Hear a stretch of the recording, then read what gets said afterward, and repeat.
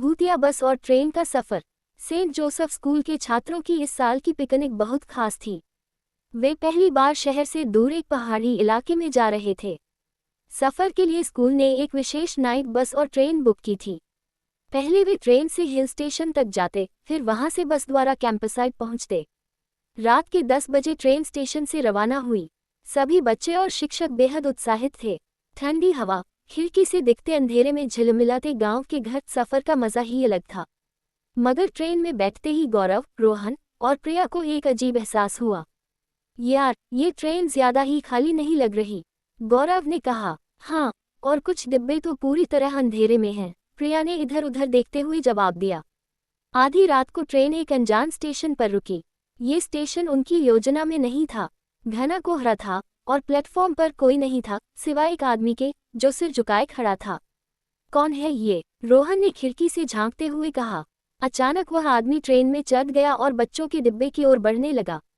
मगर जब उसने अपना सिर उठाया तो सभी की सांसें रुक गईं। उसकी आंखें पूरी तरह सफेद थीं और चेहरा भयानक रूप से जल चुका था।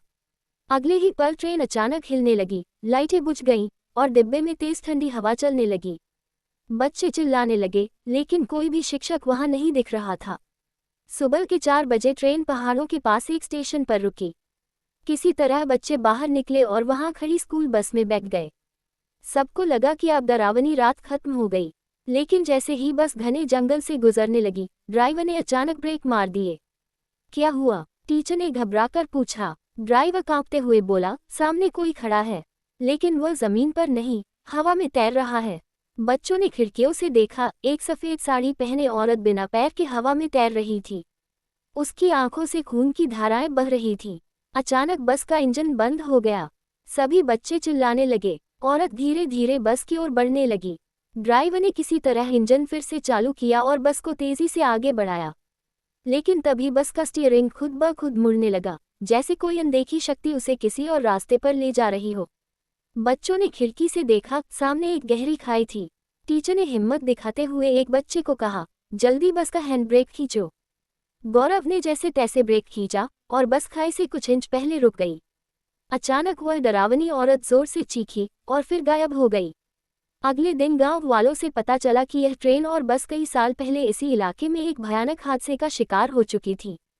ट्रेन में सफर कर रहे कई यात्री और बस में बैठी एक महिला इस दुर्घटना में मारे गए थे।